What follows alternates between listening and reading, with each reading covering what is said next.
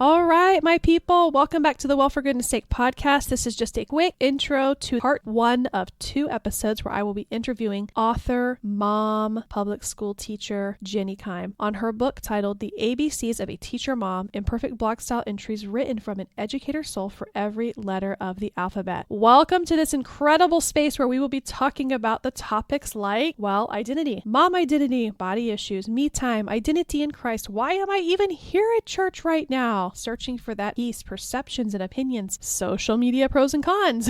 We love it, we hate it. The struggle is real. Things outside of our control like COVID, being a public school teacher, dealing with parents, children, problems in the school system, and how our kids behave in public. Welcome to part 1. I'm so excited to be welcoming Jenny Kime, and I'm so glad to have all of you here today while we cover these amazing adventures. Be sure to check back for part 2 or episode 2 while we complete this interview. So for today, welcome to part 1 of this interview with Jenny Kime.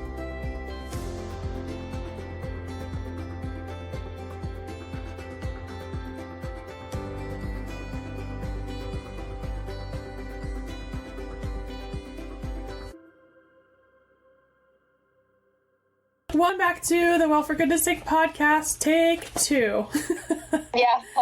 Welcome back, everybody. I have an amazing guest on the podcast today, and we're interviewing her for her book, which is amazing. And this is actually... Should I show it? Full... Like it's... Yep, show us the cover. No, hold it still so I can see it. Do it again. The cover is, so the ABCs of a teacher mom. It's trying to blur it out a little bit. Yes, I know.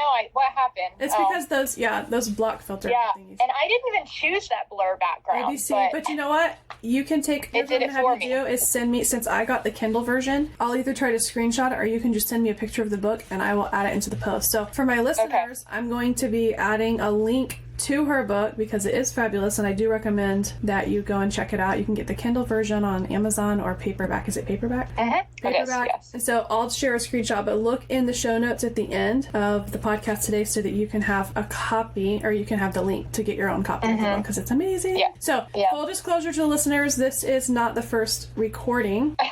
Here with me today, let's welcome Jenny Kime. I'm so glad that you're back. Thanks for putting up with me. So what really happened is this is our second time trying to record this, and then again this morning I had more technical difficulties. I had it all set up to record from 2 different platforms, and that's not working. So I had to kind of crawl back and beg her, but of course she's really nice, and so she was like, no big deal, and she's back, and she's so I'm excited. Nice. The more practice, the better. Yeah, so she's like my first guest on the podcast, so welcome back. We're here to celebrate her book, and I'm going to tell you what the title is. It's The ABCs of a Teacher Mom, Imperfect blog style entries written from an educator's soul for every letter of the alphabet. And so we're going to dive right into all of that. I have like a whole bunch of notes here so that we can really stay on track. And I think as I thought back on the week and how God has like specifically placed some things, including the fact that I actually finished your book this time, because the first time we recorded I was over halfway done, but I had not made it to the end. And so I think God was like, I think you need to read the whole book before you interview her. So, and then 2, I definitely felt that whole mom identity, like I was telling you, trying to get the kids settled to get on here and talk to you. I felt like I was losing myself and trying to get them ready to go. But I'm also studying, I hit things, and as we pass through it, as we go through the notes, and I have,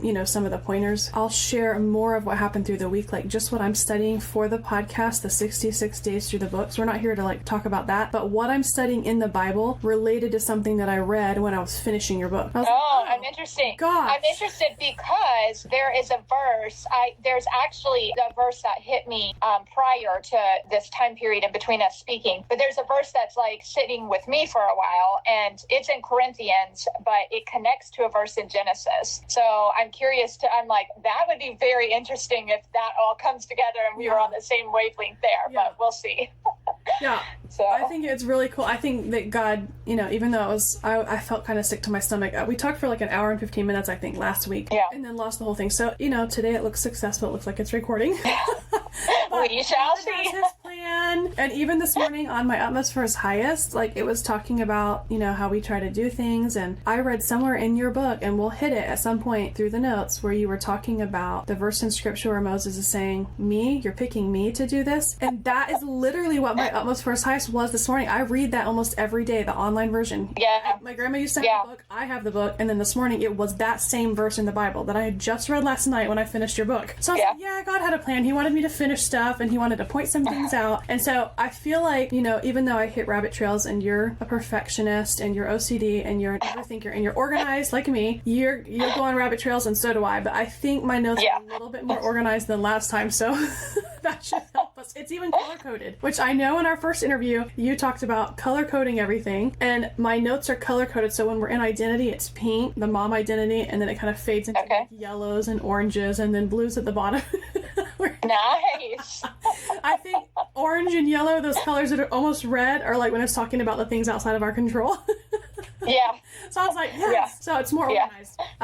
But thank you again for coming back and being here, because I'm humbled to have you, and I learned a lot about you, even though like I said the first time we met, that I realized that this is not a complete package of who you are. Like, this book is a little piece of who you are as a person and who you were as an educator, like a public school teacher, who you are as a mom, who you are as a, in all of your relationships, marriage, daughter, and then mother. So I am very humbled to have you back on here and excited to get into our topics. I am too. First thing I have on here is identity, because I feel like that's a huge one, and it does tie into one of our later things about social media, because we even get lost in identity on social media. A lot of young girls are following people's pages based on what they look like and who they think they are. So I guess first we could chat about mom identity, because you talk about when you become a mom, your whole person gets shifted. Who you were gets shifted to the background. Like, you lose, in a sense, you lose who you are.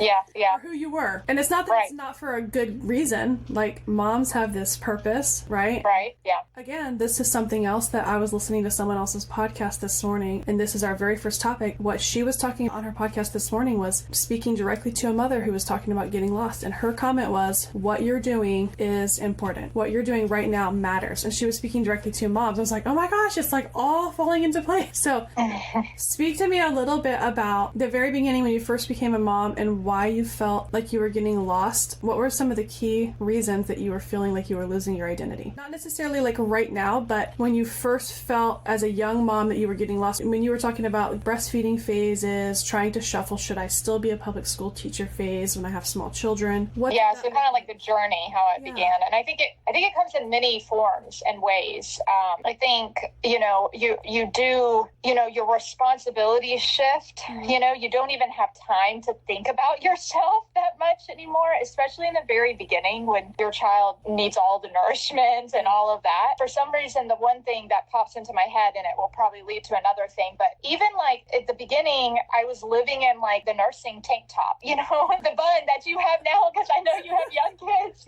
Yeah, and I thought about wearing my hair down, so it's so funny that you say that. I even looked in the mirror with it down. I was like, nope, don't have time to fix that, and I just rolled it up. I know. So it was funny because I would even look in the mirror sometimes, and I would see myself in the tank, and I do have like exercise type shorts on today, and the bun, and then and this was when because I did have 4 months off when at the beginning of my motherhood, and then I went straight back into my old identity of being a teacher and full time in the classroom. And I remember in that transition, I would even look at myself in the mirror, and I would be in this professional dress, on some days. Of course, I had to find all kinds of special professional things to wear so I could still pump and things like that as a public school teacher. But I would look at myself in the mirror, and I would see that side of me. And then I would look at myself in the mirror when I was more just like in mom mode. And I would just inwardly think about that. Like, who am I,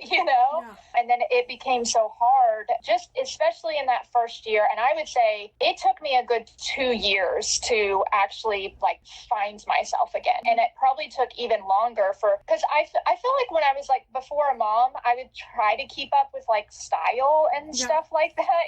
And then it just all went away. Like once motherhood hit, she was pretty cute. She had bows in her hair, and I had her dressed up and stuff. And I looked like a hot mess express, because I just had no more time to dedicate to myself. Like, it was just all dedicated to putting her together.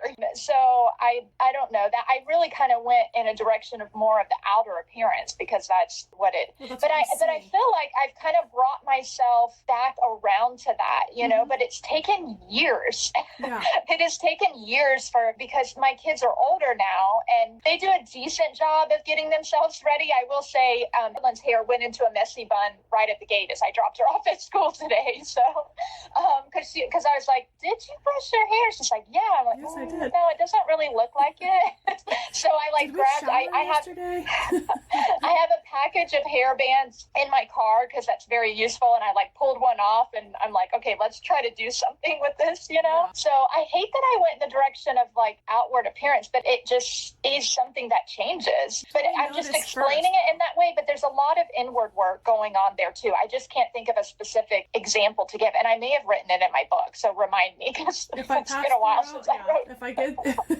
If I pass something, well, one of the things that I noticed that is kind of strung throughout the entire book, it is an ABC order, and there are verses like almost every other page that relate to something in your life. But as far as the inward thing, I almost feel like the entire, if you were to like wrap the whole book up, there's all these things that you've gone through in your life, ups and downs, but one of the key things that stands out to me is you continuing to tap into that source, tapping into that power source, which is God, and your relationship with God, whether it was putting on the armor of God for yourself, when you're encouraging at the end, like read your Bible, which I'm excited to talk about that at the end. You're tapping into that power source that's the inward, like you're trying to connect with who God designed you to be and find out what does that even look like. And it's so hard. I think a lot of us are like, what does that look like? Who am I? Like, we're different people before we have children. Sometimes we're different people just before we start, a certain job. And then just based on influence, not that people can change your inward character or who you are as a person or what you've, decided is right and wrong based on what God's telling you personally, but being in certain atmospheres for long periods of time, like I know for me working in the beauty industry, that can alter your perception a little bit, even if you're trying to stay strong in the Lord and that type of thing. It can alter and it can have an effect on your spirituality in your life overall. Yes. So even jobs can change you, but definitely nothing changes you like, getting married or having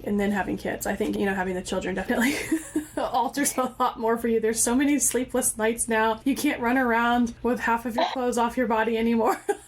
Right. A lot of the fun stuff is just set aside. I know, like, I could make a list of what you're talking about, like all the things, not just the physical, but you can make a list of all the ways that you feel like you've lost yourself or all the I used to do's. Well, I used to wear hair and I used to wear makeup every single day and I used to stand in the salon and I wore these shoes and I had that outfit. And now my kids, if I can get them looking somewhat decent just getting into church. And so that's another thing you talked about, like I think I agree with some of what you said in your book about, or what you were talking about with getting connected to the right people and getting involved at church. And you talk about something that I also relate to, which is the season I'm in. Your kids are a little bit older and mine, I'm still breastfeeding one. And you asked that question in your book, like, well, why am I here? Why am I even going to church? And so I'm there. Like, I feel that. So what was it that helped you get connected with people? Because I know you talk about your college years and how you were so involved in certain things and it was very uplifting and you were connected to people. And it's different when you don't have to worry about children. So like, what did it look like for you with kids? What did it look like to finally get connected to other people? I think you mentioned getting involved. What was it that like connected you when your kids were small, when it was the most difficult? Because your kids weren't sitting quietly and you had to breastfeed one and you're in and out of the service so much you're missing everything the pastor says. So what does that look like for you? Like, what did it look like to finally connect? What phase was that? Is there hope? Okay. Does it get better? That's essentially what I'm saying. Does it get easier? Yeah, and I always say, it does. In many ways, it does get better, but it's like once you figured one thing out, your kid like grows and goes through this different phase, and it's like this whole new thing to figure out. But you know how people are. Keeps life interesting, huh? You know how people are. They want to like make every excuse for not going to church. Like, well, this is annoying to me, or I don't agree with that. That's like not even difficult at all. Like, you don't agree with something, welcome to church. You're not going to agree with something. You saw someone talking angry to their son outside of the building on your first day to that church. Welcome to church. Everyone's a sinner. But this, right, exactly. Like a hospital for the sick or something like that. I think there's a song about that. And, and I will say I never want to try to portray or be something that I'm not. So I can call this a confessional if we want to. I'm all about confessionals. So I think sometimes you just have to get it out there. I am not the perfect person at attending church right now at this season of my life. Yeah. And I am not promoting that by any means. I will say that we go to church on some Sunday mornings. I watch the sermon online every single Sunday, and I'm not promoting. I don't think that's a good thing. I'm not, so I'm not proud of myself for that. Well, I don't know that it's necessarily bad either. I mean, we did that probably for a year during COVID. We I don't think we were physically in a building for like over a year. Yeah. So I watch our service. I watch my brother's service, like from his church and stuff like that. Cool. So, and I'm reading devotionals a lot. But I know, and kind of in this season of my life, I'm kind of working through that again to see what direction I'm pointed in. But I know that it's not just, because I look at this and I'm like, this is me criticizing myself, because I'm like, it's not just about my relationship with God. That's not the whole point. Like I need to be out there serving, and I need to. So I'm currently kind of trying to assess that right now as to like what's a way for me to get back involved, which direction am I supposed to go, and things like that. And it kind of goes with the ebb and flow of life, because I think I mentioned in my book that I was, at the time of me writing it, I was very involved with our children's ministry at church. And I enjoyed that, and that fed me and everything at that season of my life. So now I'm just, again, trying to reassess and figure out how I need to, I know that's something I need to do.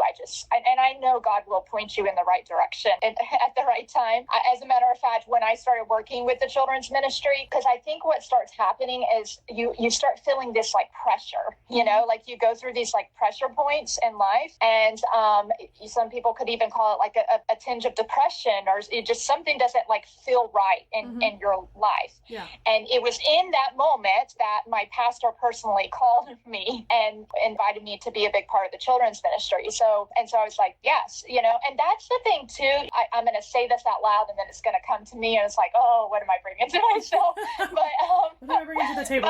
Sometimes I kind of think in my head, I just need somebody at church to ask me, and it does have to be the right ask. I have to feel comfortable with it. I have to pray about it and stuff like that, So anyways, I just wanted to put that out there, but I'm going to kind of go a little bit backwards because I had several thoughts. I know your question is connection with people, which I kind of just talked about that a little bit, but I can elaborate more on that. But I do want to go back to, because I don't fully like how I answered the identity. Hey, so we're all a work in progress. I have a whole page on identity questions, but I mean, we're covering some of it just by you speaking. Yes. So I just want to go back because I thought of one other thing, several different things, because you were talking about, like, I was very involved in a church when I was in college, and I remember that part of me, and that was a really fun part of me. And I remember my friend and I being in the car and traveling over to this church and singing songs and making hand motions, and you're just so free, like at that point I was not married, I had no kids, it was just me, Yeah. So what a fun part of life, or season of life and stuff. Not that I'm not saying I love this season that I'm in too, but it's different seasons. So that kind of brought up, and I'll hear an old song from high school, and I'm like, oh, that brings me back to that person that I used to be. And it's just kind of fun to visit those identities at times. The other thing is, when I was talking about, I was doing it more from an outside view, but talking about the identity change. What was interesting is when I went through this shift, am I a teacher? Am I a mom? Am I a teacher mom? Am I both of these things? Something that actually helped me, which is funny as I say this on a podcast, was podcasting is what helped, actually. It was like my therapy. And I did that. Yeah, I did that.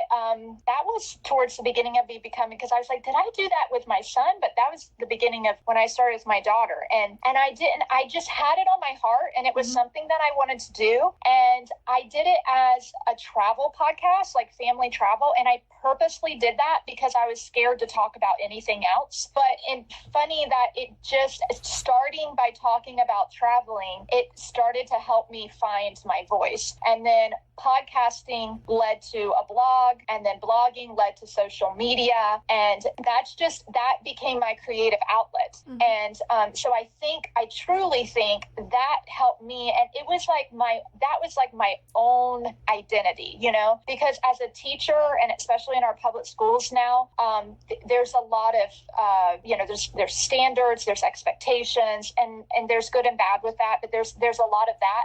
And I didn't find, as much as I love teaching, I didn't find that I could be as creative as I wanted to be. Right. And so I think that was harming and hurting me. And so when I began doing the podcasting and the blogging and the creative designing and stuff like that, that is where I started finding me.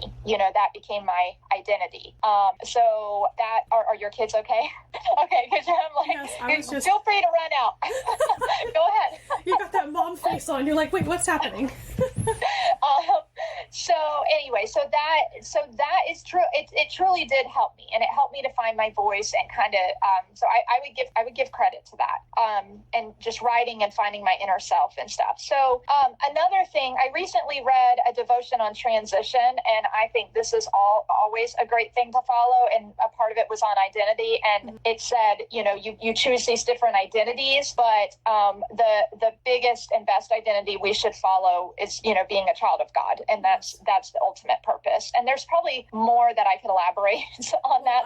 Go ahead. I feel like that was your answer throughout every part of your book, was really just turning things back to the Lord and turning it back to Scripture. And it wasn't even really like you had to try really hard to make that happen. It was kind of like you were aware. I know several times you mentioned either you didn't have a pastoral degree or you were no scholar or theologian, and neither am I. But it's kind of like what I was telling you with On My Utmost First Highest, and the verse you shared from Exodus in your book about when God called Moses and he, committed a murder, and God forgave and reconciled him from doing something really terrible and then used him to save people. And I'm studying that for something else, but I read it in your book and it's true. When God calls us, we don't have to have all these things in place. We just have to obey the voice of the Lord. He's the one that's going to prepare us and give us what we need as long as we're doing his work. It's when we go on our own and try to make our own name. And this applies to what I just studied in the book of Genesis as well. The Tower of Babel in the Bible, they were trying to make a name for themselves. And that word, they're trying to make a name for themselves, is the key, because God had already chosen a nation. And then, not to get too political, but there's a lot of stuff going on right now in the world that applies to God's chosen people. And it's crazy. If anyone's watching the news, you already know what I'm talking about. I don't want to go into that whole thing, but everything kind of just connects, when you're in God's will. So in reference to all of the mom identity or personal identity, any of those things, it really comes down to, I think, what you're saying, turning it back to the Lord and relying on his will for your life instead of trying to choose for ourselves what we think we want. Because I know that I've applied for all the jobs and freaked out when money was really tight and just tried to do it. And it's not that proactivity is bad or that going out and trying to make things better for your family is bad, but if you're stressing your family and it's taking you away from your family and away from children that need you, that's when it could be a bad thing if you're trying to do too many things. But going back to your podcast and how it was an outlet, that kind of makes a lot of sense to me, because some people like having a platform to speak and talk, and I've actually considered having other people on to talk about parts of their life. I was recently talking to a friend at church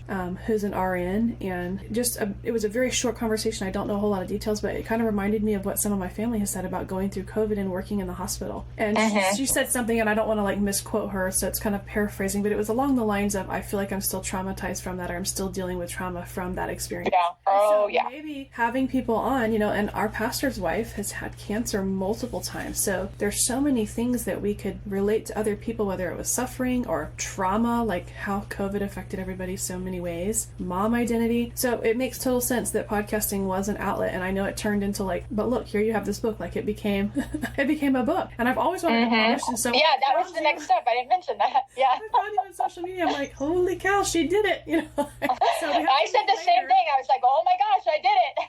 So we have to meet later so I can ask you, so what would you not do? If you could go back again, what would you not do this time? So I learned some things for sure. Would you say that on this whole topic of identity, with everything that we discussed, would you say that the one area in your book where you talk about struggling with maybe the body issues, did that have anything to do with just how you perceived yourself based on where you were at in your life at that time? I don't know if that was pre-children, post-children. It could be throughout your life. I've had body issues my whole life. I've struggled with, weight. It's probably why I had this outlet of encouraging other people to work out all the time, and everybody's different. But you did mention that sort of in the beginning, earlier part of your book. Yeah. Do you think that had to do with social media and how you saw other people, or was that earlier years before social media became this giant I we grew up in the generation where we didn't have social media blasting us as much, which I guess is probably something we should be thankful for. I think we talked about before how we kind of worry about the generations before us because it's in their minds even more than it was for us. But that was just inward stuff, just being unhappy with myself. And then I think I mean, it's not perfect by any means, but nothing ever is. But I think I have reached a point of not being so upset with myself anymore. I have my moment, and I talk about that inwardly, outwardly, just who I am as a person, just being more accepting of myself. And I think that's something that in recent years I've come to understand too, that this is a really good conversation to have actually, but it's because people have different thoughts on it, but I'm going to kind of share my thoughts because there's, of course, especially with social media, there's a lot of I love me, love yourself, stuff like that. And people can look at that and they can take it as, that's very selfish and things like that. And I do see that. And I think it can be taken overboard and stuff like that. And there's even a verse in the Bible too, if I can try to recall it, but I don't want to misquote, but it's like a love yourself. And there's a verse that I found one day, and maybe I can look it up later and you can put it in the show notes or something. But the Bible verse kind of made me start thinking a little bit deeper about it. And I'm sure a lot of people already have this understanding too. But I feel like if we love ourselves, if we are happy with ourselves, and you probably already know this, but it took me a while to figure it out. But if we love ourselves, if we're happy with ourselves, we are kinder to other people because there's not all of that hate and anger and jealousy and all of that stuff within us. So if we are happy with us and we love God and we know our purpose is to fulfill his wishes and to give glory to him, and if everything's aligned there, then we put out like in my book where I talk about the oil and keeping our oil filled and so that it overflows onto other people and stuff like that.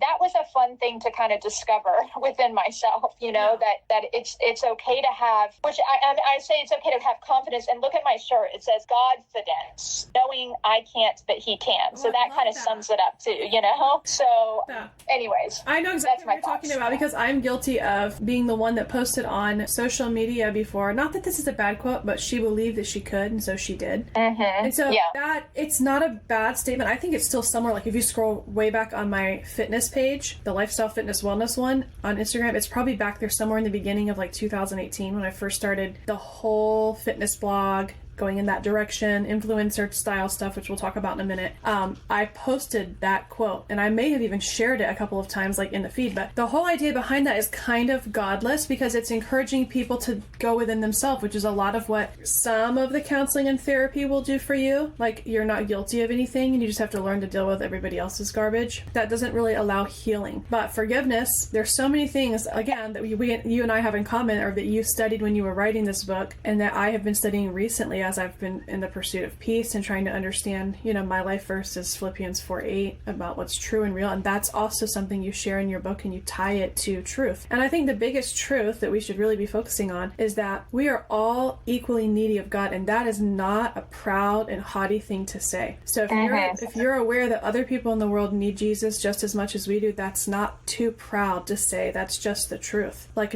I'm no better than you. I'm no better than anybody else on social media. Now, maybe their life is portrayed perfectly and gloriously, but I also want to encourage people. That's why I have this new page, and that's why I'm reading awesome books like yours, and getting connected with people and trying to share a little bit of your story, because I think that what you're saying is the truth, and I think that more people need to see that there's more people like us, where I was talking to someone very recently who I've known her our entire lives, and I knew she was a believer or a Christian, and she kind of mentioned that we were kind of my generation, like me, because some of her kids were our age, and that we were kind of the last ones, or the very few. And I thought, there's so many more of us. If you just search for a minute, you're going to find a bunch of other believers. There's a huge network of people, even on social media. If you choose to follow the Kardashians and all of those types of people, I'm no better than any of them. But what they're promoting is essentially this amazing, beautiful, physical, beautiful life on this planet. that doesn't go any farther than this world. So Mm-hmm.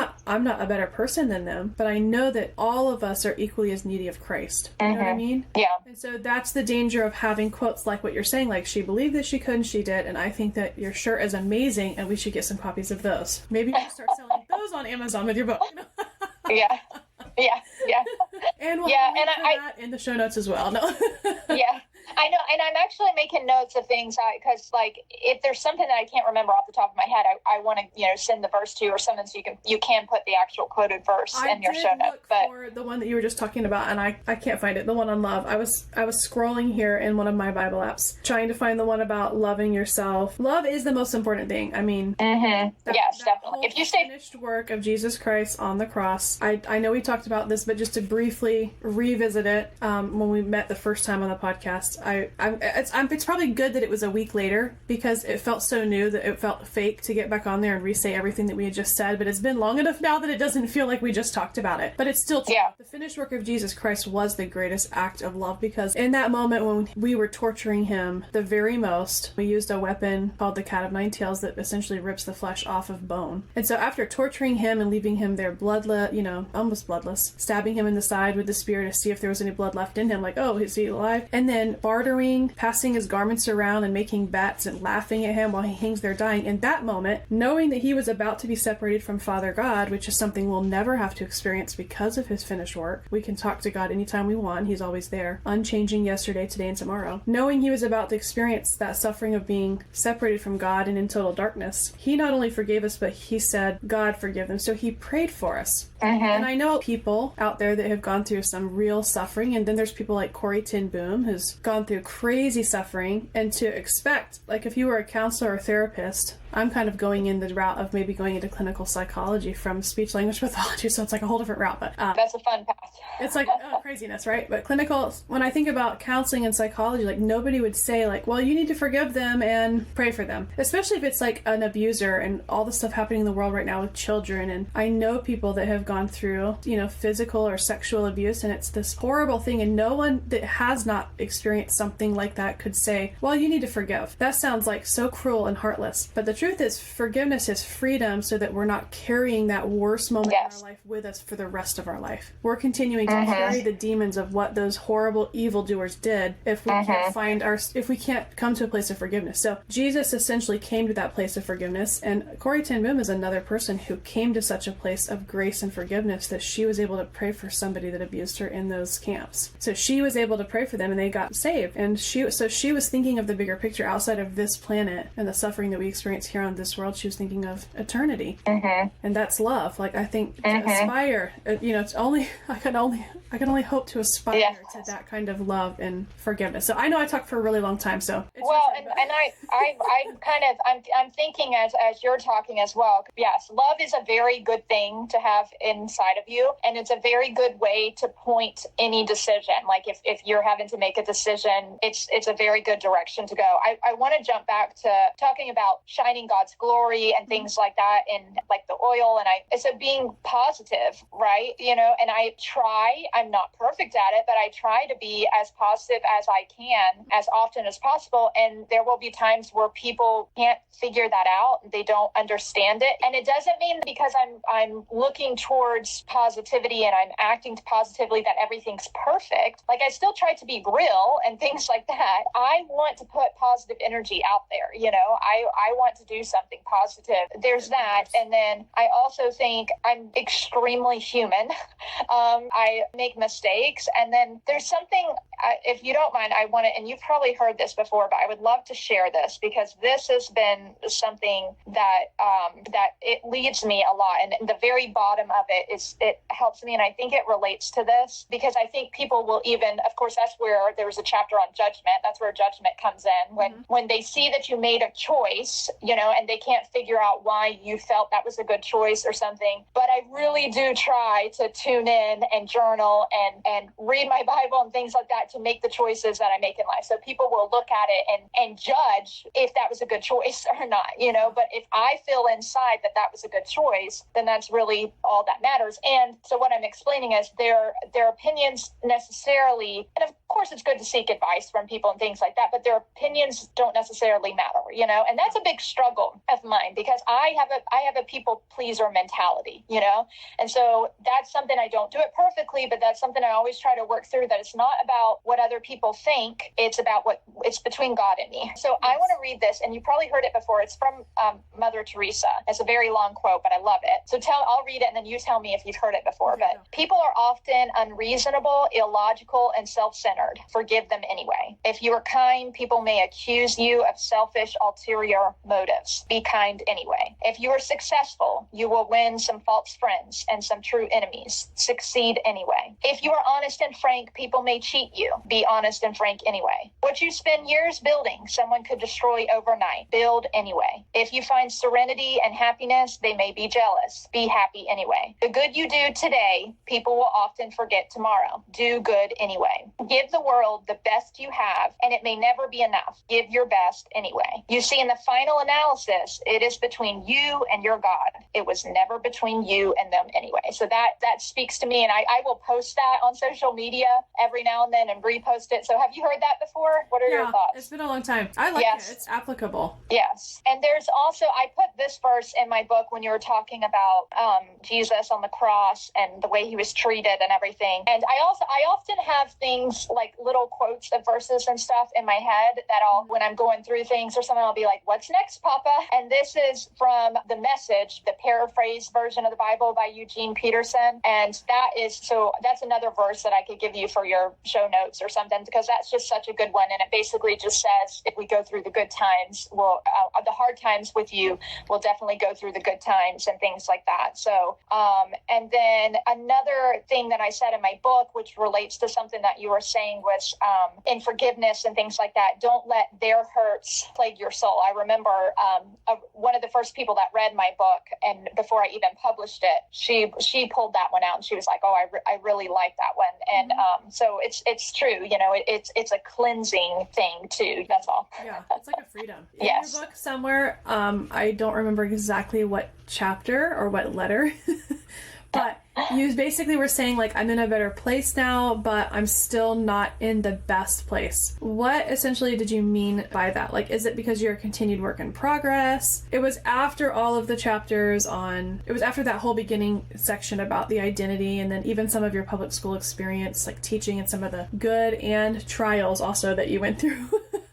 The good experiences and the trauma of dealing with humanity. Yeah, I think I don't remember where I put that in my book, honestly, but I would imagine it was because I think my book for me, and that's why I just enjoyed writing it, and I'm happy, like, there have been people that have told me that it impacted them. I'm like, wow, that's great, because, it impacted me, but I didn't know it would, do the same for other people. But I imagine that through walking through this, and of course I was keeping notes in my phone and stuff, but when I got real deep with it and had the time, which you don't get this a lot when you're raising kids, but this was the moment that my child went back to elementary school. This was, COVID was still kind of happening, but we were towards the end of it.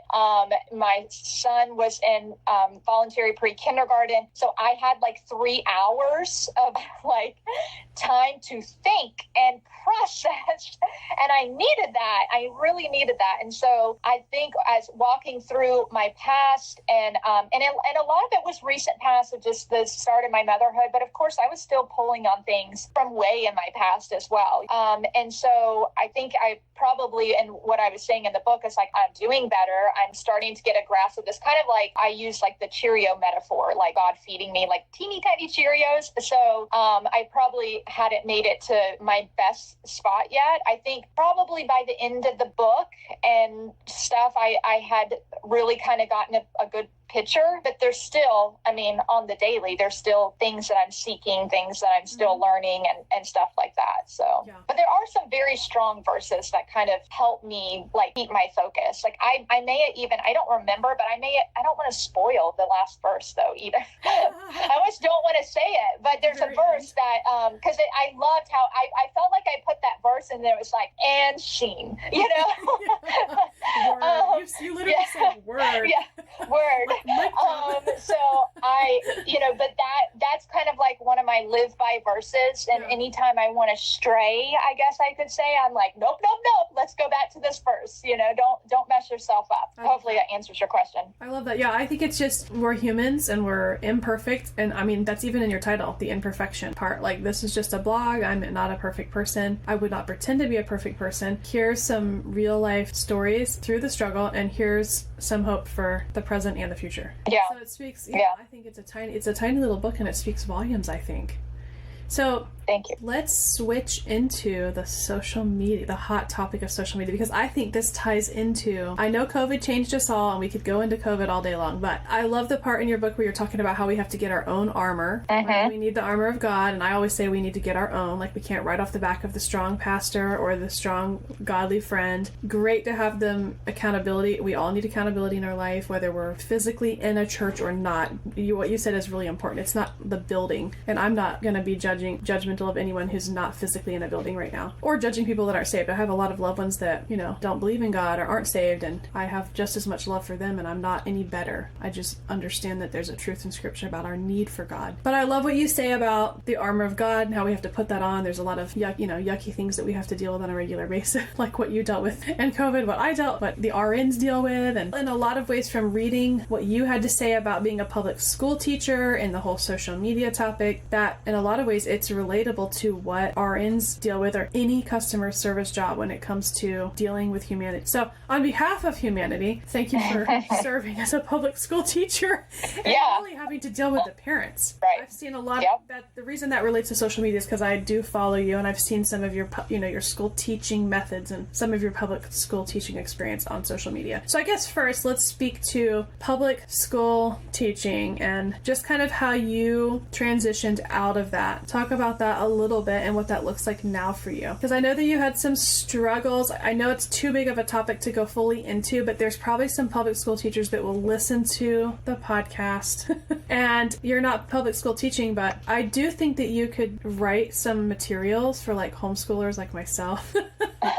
Don't you have a thing? Tell me about your thing that can you talk about the thing that you're going to maybe be doing? I didn't even mention this to you beforehand that I would ask you about this. It's the thing that you texted me about that we could maybe get my daughter involved in, that you're going to offer. Is it online? Is that something you can talk about? I think you posted it on Instagram, right? Yes. Okay. So that, what is that? That is something I'm truly excited to be a part of. So that is called ACRES, which stands for after school coaching for reflective educators in STEM. So it says after school, but the homeschool audience is welcome to join in this as well. So it is actually the training for parents that are homeschooling or after school workers, people that are working in like after school programs and things like that. So it's my commitment to this organization is to do 4 cohorts each season. So right now I'm doing 1 cohort for fall, and then I'll do another cohort in spring, another one in summer, and then another one in fall. And that is my commitment to that. I'm loving it. So like there's a little part of me that's like, oh, it would be fun if I could continue on afterwards, but we'll just see, because that's all in God's hands. It's supposed to come of it. So but basically what it is I can do it in Zoom, I can do it hybrid, I can do it in person. So it's whatever the audience of people that want to participate, and it is free. It's a free training. So 1 cohort, 1 commitment is 3 sessions long, and it's 2 hours each session. Yeah. So focusing on bringing STEM into your home, bringing STEM into after school programs. It's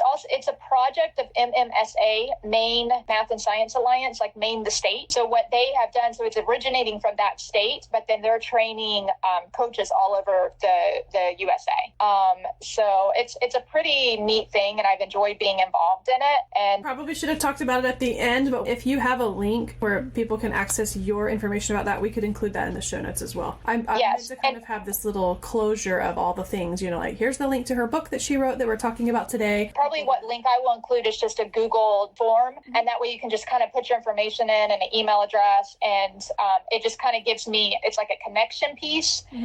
So then I can get to know who's interested, and we can find dates and times at work and everything like that. Otherwise, I mean, I could send an immediate registration link, but I'm just trying to get a feel of like who wants to join, what times work best and things like that. So that would probably be the best way to get connected. So if it's okay that I mention, like I can be found if you go to Teacher Mom Talks, like usually Instagram private message or something is an easy way to find me too. But if there's any question, and I don't know what question we're on, but I do want to go back because you were talking about the armor of God. I do remember what question. Okay, so I know where to take it. So we're talking about the armor of God, and one thing when you mentioned that came up to me that was also a learning lesson that I really liked is in that armor of God verse, it talks about the fiery darts, and I really enjoy how I utilize and how I still utilize that verse in my life because I like capture those fiery darts. Like I name them as that's a fiery dart, capture it and get rid of it, and that's been so good for my mind to just think in that manner, because,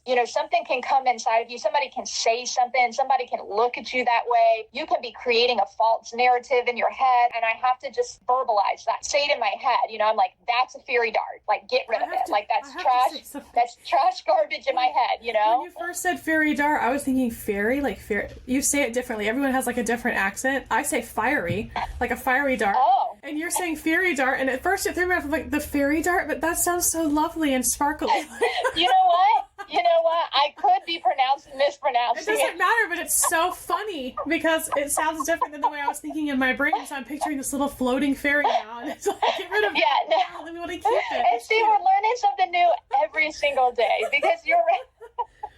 Yeah, I've actually worked on my pronunciation. Like I used to say boil, and it's like people are like boil, and I had to like teach myself. And that is actually like doing phonics lessons and stuff like that. I've even like corrected myself. Like I've been saying this wrong, this like vowel seem wrong the whole time. So yes, and actually, it's probably if you go to different versions, you could say flaming dart. Like I think I noticed that it was kind of named. I should have used a different word. Anyways, so and you were talking about public school teaching. So that's when you probably really needed your armor when you were dealing with the parents, not just. But I didn't have it. Yeah. Because if you remember in my book, I discovered these verses. Like probably I can't remember how the verses came to me. Honestly, I don't remember how I first learned of them. But it was around the same time that I was writing the book, and we probably remember in the book that I was like, where have these verses been my whole life? I've been in church my whole life. If somebody preached about it, I missed it. I was never aware of those verses. And I love, those are like some of my favorite verses now. So the interesting thing in saying that, is like, so when I was in the public schools in the past, I didn't have that armor of God. I didn't have it in my mind that way. And I always say, God takes us many different places. So who knows if it is his purpose and his will for me to return to public school one day, I will move in that direction, but I will do it in a totally different way. And I hope I will be successful with that because I will have a different mindset. I hope I can achieve with my armor of God and shine his glory because our public schools do need positive people. They need people in there that are doing good for others. And our teachers need that as well. That our teachers need that encouragement. And does that answer your question? It does. Tell us your credentials really quick for people that might be interested in knowing. I'm certified K through 6. I have my ESOL and reading endorsement, and I have my master's in educational leadership. That's awesome. You were talking about how we all have these different perspectives of people and they can feel judgy sometimes. And the one that we should really be worrying about is our identity in Christ and God's perspective of who we are and what he's calling us to do. And I hear what you're saying in the book when you were talking about, being a stay-at-home mom and how that whole thing can be looked at, like can be looked down upon by some people with the world going in this direction of you have to have this 2-person income type thing. That can feel judgy. So what did it look like for you when you were finally making that decision to move out of public school? And I know you're saying you may go back if God calls you, maybe when your kids are older, because you do have this incredible teaching, writing, speaking ability. What did it look like to get to that place where you could step out and make that change and get that peace? It's a whole new identity, I think, for you, the way you described it in the book. It was taking on something else, not just the armor of God, but it was like taking on something completely different. Yeah, oh my goodness. Sometimes when you talk, my brain starts going, chill. Like, I know. I'm like, which direction do I go? Because one thing that pops into my mind that's also in my book is about the lane thing, like stay in your own lane. And I even talk about like you're in this vehicle and they're up here and you're back here and looking at each other and the blinders and all that. Because I think that it drives me nuts when people want to say one way is better than the other. What I am so grateful for is the many perspectives I've been able to gain from life, because I have jumped into so many different scenarios. And honestly, when I was younger and I planned my life forward, I thought I was going to be a public school teacher in the classroom, 30 years, boom, straight through, and everything just went like, but I'm so grateful for that, because it's helped me to like understand things better and understand people better. And I've been a public school teacher. I've been a homeschool mom. I've had my kids this has been interesting, having my kids in public school, not working within that school, and gaining that perspective. So I taught on OutSchool, which is actually a really cool program if you never heard of that. So I taught kids in Argentina, Korea, all across the United States. I did this during COVID. Australia, did I say that one? So that was a neat experience. So I've just had all of these different experiences to play on. So that perspective, that's the most wonderful thing that we can gain. And one of my favorite quotes is, the only way you can truly know yourself is to immerse yourself in an unfamiliar world, And so I'm like, put me in that unfamiliar world, because I'm going to learn so much. So which direction do I take this? Because there's so many. Ask your question again. Let me see what pops into my head. About like that finding peace, like you were talking about identity and finding, really, I guess, seeing God's perspective for you when you were making that shift out of public school teaching to be at home, and finding peace with that whole new identity. Like, what did it look like for you to what really gave you that calm, like, this is the right decision, I've made the right decision? All right, everybody. Well, that brings us to the end of part 1 on this amazing episode with Jenny Kime, and interviewing her about her book, The ABCs of a Teacher Mom. I absolutely love that part of her title is Imperfect blog style entries that are written from her soul as not only a public school educator, but a mama life, overcoming fears, and just all the things in her life just helped her to seek God. And I love in her book how she relates so many things, like every other page, to scripture. You'd really have to check out that book. And so I am going to be including the link to the ABCs of a Teacher Mom in the show notes, as well as the STEM cohort survey sign up. In case you're interested in learning more about that, you can reach out that way. We'll be highlighting some of her favorite verses in the show notes, as well as main topics covered. And I know this was a crazy place to cut off. You did not get the answer to the question about making that shift from full-time public school teacher into full-time stay-at-home mom and what that looks like. So join us next week, or maybe a little bit sooner if I get this thing going. It might be sooner, you never know, for the answer to that question. So stay tuned for part 2 of this amazing interview with Jenny Kime. As always, listeners, I am so glad to have you here on the podcast. I love being able to encourage your heart and encourage you to walk the 4A life. Stay connected. Remember, you can subscribe to the YouTube channel. You can leave reviews here on the iTunes or whatever platform you're listening from. And I'm going to include a special link from the RSS feed in the show notes today. For today's episode, I'm going to add additional portions so that you can separate, if you wish to, the 66 days from the Bible books and listen to only that season 2, separate from the rest of the episodes, or access all episodes in order. I love you guys. I'm praying for you. I'm so glad that you're here with me, and I look forward to seeing you on the next podcast. I love you, and it's all because of Him.